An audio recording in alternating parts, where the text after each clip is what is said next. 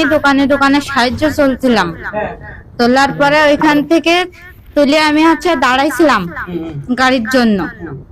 দাঁড়াই থাকার পরে ওই ছেলে আমারে বলছে যে কোথায় যাবেন। আমি বললাম যে এই ট্রেন স্ট্যান্ডে। যে কেন? আমি বলছি যে আমি চাই চিনতে খাই, আমি ওইখানেই থাকি। তা বলছে যে আমি ওই জায়গায় তুমি না থেকে তুমি একটু সামনে আসেন। তুমি কি আপনি একাই আছেন না অন্য কেউ আছে? সত্য বলবেন। আপনি একাই আছেন? এগুলো কি? এগুলো কি? এগুলো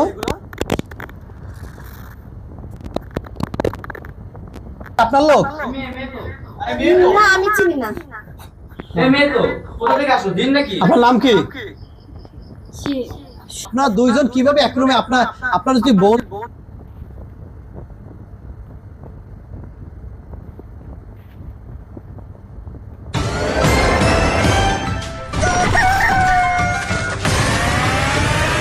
যেমন আমার শ্বশুর আমাকে 3 মাস ধরে নির্যাতন করে, রুমের ভিতরে যে আমার শরীর থেকে নুনা খেলা দিচ্ছে। ভাসুর আমাকে প্রস্তাব দেয়। লগে থাকছি, আকাম করছি, কুকাম করছি, আমি বিয়া করব। ওর তো কথা তোমার বাবা বলে বিয়ে করতে চাচ্ছে, তুমি শ্বশুর বাবার মতো সম্মানীয়, কিন্তু সেই শ্বশুরের বিরুদ্ধেই অভিযোগ করেছেন এক পুত্রবধূ।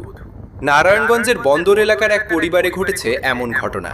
ভুক্তভোগী ওই গৃহবধূ দাবি করেন তার শ্বশুর তার প্রতি কয়েক মাস যাবৎ অস্বাভাবিক আচরণ শুরু করেন, যা একজন শ্বশুর করতে পারেন না।